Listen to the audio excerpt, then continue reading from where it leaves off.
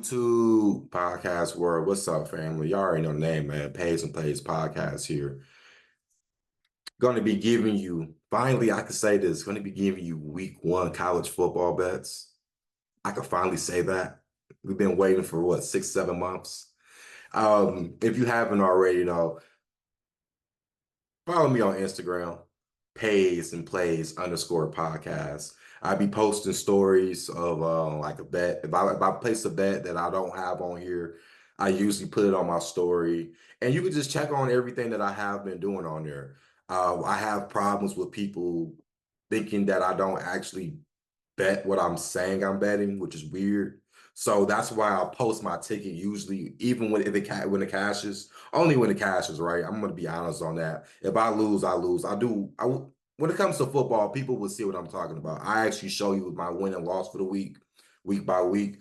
But if it's a random bit pick and I'll be like, hey, like I got this for the night and it wins, I definitely do post it on there that I actually do it. So please don't ask me, do you really bet this? I mean, come on, bro. Is the Pope still Catholic? You feel what I'm saying? So don't ask that, man.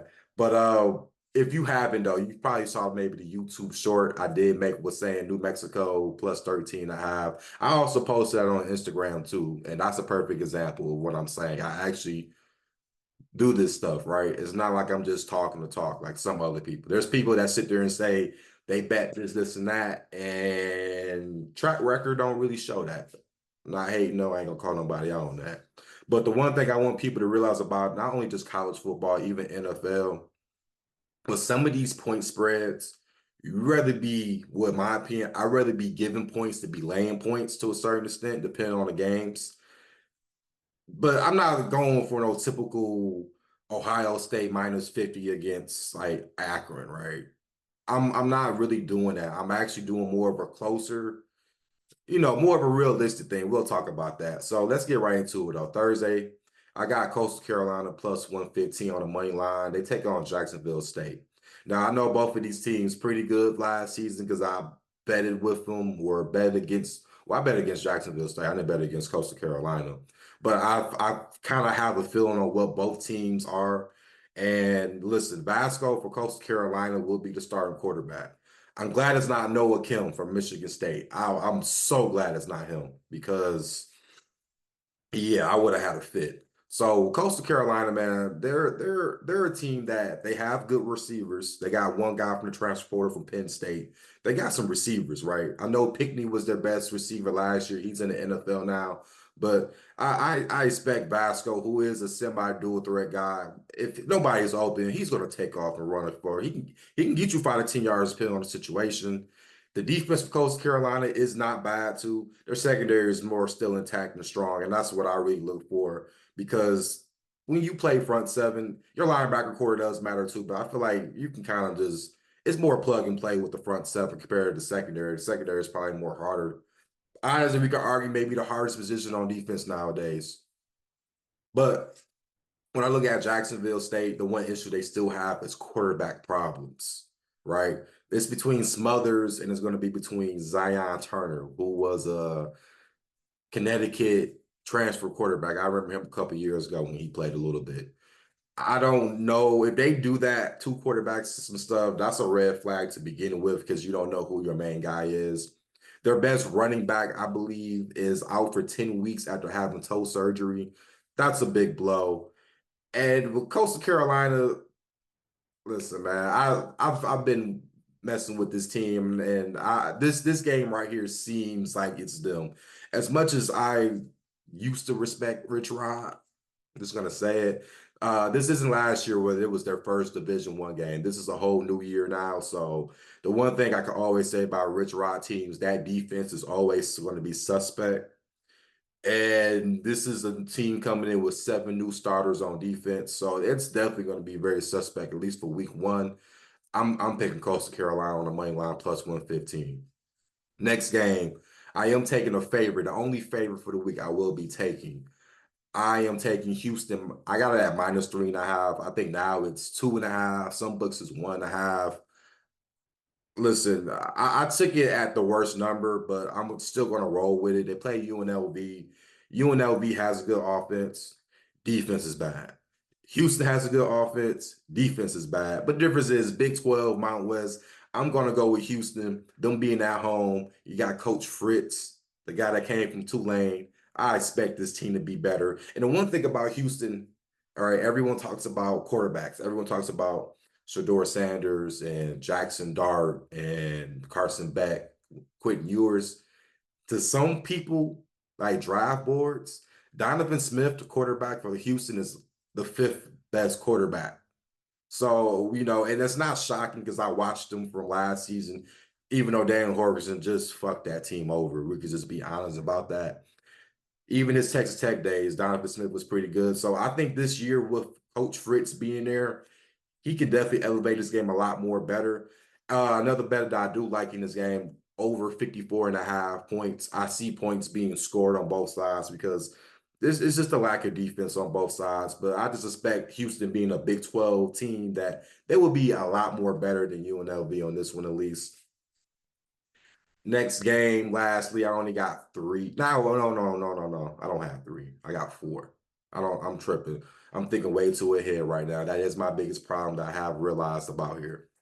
I'll be taking Eastern Michigan plus 105. They play UMass. I don't even know why UMass is a favorite, other than maybe because it's a home game, because they're a -1 point favorite. So I think because it's a home game, that's why I'm not really going with that. I still take Eastern Michigan, which was crazy. Eastern Michigan a couple of weeks ago was -1 point favorites. Listen, they got a transfer quarterback coming in from Buffalo that put up some pretty productive numbers last season, over 56% of completions. I expect maybe at least maybe pushing towards 60%, maybe about 58, 59%. Eastern Michigan has been a team that last 3 years in a row they've been bowling. And that's a big thing for Eastern Michigan, especially you from where I'm from. Eastern Michigan has always never, probably since maybe Charlie Batch. You can go far back to that. I know Mason Crosby went to Eastern Michigan, but they weren't good when he was there. We can be honest about that. And with UMass, like I said, I don't know why they're a favorite. They're like one of the worst teams on defense. The offense, I will say this, the offense averages about 350 yards, but when you give up almost 500 yards on defense, I mean, that's almost a disaster. I know they got a new defensive coordinator, but that does get some getting used to. And listen, slight dog, give me plus 105 on the Eastern Michigan Eagles. Why not? And lastly, this is the last one. And then we'll talk about what the public's all the public money on this week. I have Clemson plus 14. Now they play Georgia, and I know it's Georgia, bro. And I know. Because I remember making a video similar to this last season when I was saying I know it's Georgia and all that. But Clemson, man, listen, Dabo Swinney, one of the most winning coaches currently in FBS.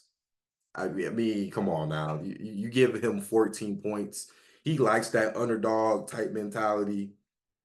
And like I always say, I'd rather be giving points than be laying points. So you're giving me 2 touchdowns. And I know it's Georgia, right?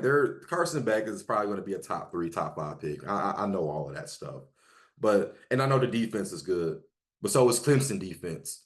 And I mean, the only thing you really pretty much hoping for me, what I'm hoping is I hope that Cade Kutnick and offensive coordinator Garrett Riley, I hope they just have a good game plan for this offense. That's all I'm really banking on. Listen, if they can score, I think the first half will be close. And I think that's pretty much what I have to hope, right? Is that they can carry that on to the second half. Because these games, man, when it's college, and it don't matter, bro. You can be up by 10 points. The next thing you know, you can be down by 10 points just like that. But I think this game will be close. I think both defenses will be pretty good. I think if you are messing with the over-unders, maybe the under in the first half might be a good play because I don't see a ton of premium points scoring like that. That's just how I look at it. It's going to be a smash mouth game. So what is in Atlanta? Because I mean, Dabo likes this. Dabo has played in Atlanta in these big type of games before too. So I'm not really. I don't think he's going to be fade or scared about it because Kirby Smart's a good coach. Georgia's a good team. Yes, we saw what they did to Florida State. Right. I think they've. I'm not mistaken. I think they're like 40-2 in the last 42 games. And the only two games they lost has been obviously in the SEC championship game to Alabama 2 times. So I think this would be a very good game. It is a 12 o'clock game too. So be aware that is the first game of the slate. Just letting you guys know that on Saturday. But I'm taking Clemson plus 14. And as I'm looking at this on my phone, you guys can look it up on the screen. I'm gonna tell you where all the public money is on because I'm gonna tell you how I think about it on both sides, right? So go ahead and look on the screen right here as I am going to be reading this off. You got 88% of the bets is on Oklahoma State minus 10. They play South Dakota State. South Dakota State actually is one of the best FCS teams in ball. And I actually will take South Dakota State to cover that one. So I'm not a fan of the minus 10. 87% of tickets is on Alabama minus 31.5 against Western Kentucky. I can agree. I can agree. I know Coach DeBoer first game in Alabama.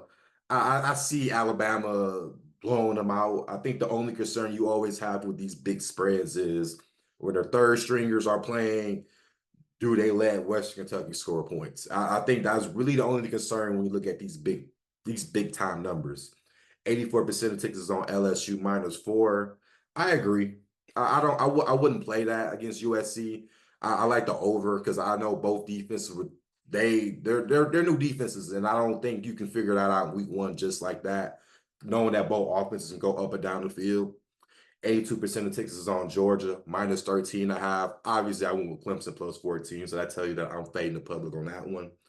81% of tickets is on Miami, Florida, minus 2.5. I agree. At first, I didn't agree about this one, but however, the more I kept thinking about it, listen, Miami, Florida does have a good pass rush. So it just all depends on really the offense, on Cam Ward, and let's see what he can do. I think that's the only thing we really can worry about. I know it was at Gainesville, but I actually like the under in this game too. I think it's like 55.5, if I'm not mistaken.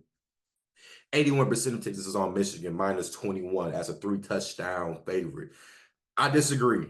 I'm not with it because I don't know what Michigan can do. Fresno State is a tough team. They're actually been an improved team in the Mountain West. So we can sit there and say that. And I think there's a look ahead spot because they're thinking about Texas. They're not thinking about Fresno State to a degree. I believe they're really thinking about Texas because that is the big game they play next week. And also, you can also agree with that with Texas as a minus 32.5 against Colorado State. We've seen Colorado State actually be kind of improving good too. So I think both of those games, because both teams are thinking about the matchup next week, it may be some type of, hey, let's just get the game over with. It don't really matter about the score. I don't know, but as far as Michigan, I don't like 3-point touchdowns. I don't like that. 79% of tickets is on Michigan State minus 14. At one point, it was minus 11 against FAU. Child said take the over if you like to bet. Do what you please with that. I don't really care about Michigan State. And lastly, 75% of tickets is on Colorado minus 10. Crazy that this number at one point was minus 6.5 Colorado because all the sharps were all over North Dakota State when I believe it was 8.5 when it first opened. So going up to 10, they are a better team than North Dakota State, you would think. And I know there's a new coach for North Dakota State, but minus 10 points. I don't know about that one. Okay. That concludes my best bets for college football week one. And just thought about, like I said, man, 1 year anniversary with this YouTube channel. I'm going to go a lot more harder. So expect more content. Expect me to say how I feel. And if I win, come on, don't fade me. Because some people who saw me in NFL, you don't want to fade me, bro. I think you want to hop on this side. So like, comment, subscribe, show all the love, man. Hope all is well. Let's have a good day and let's get this money.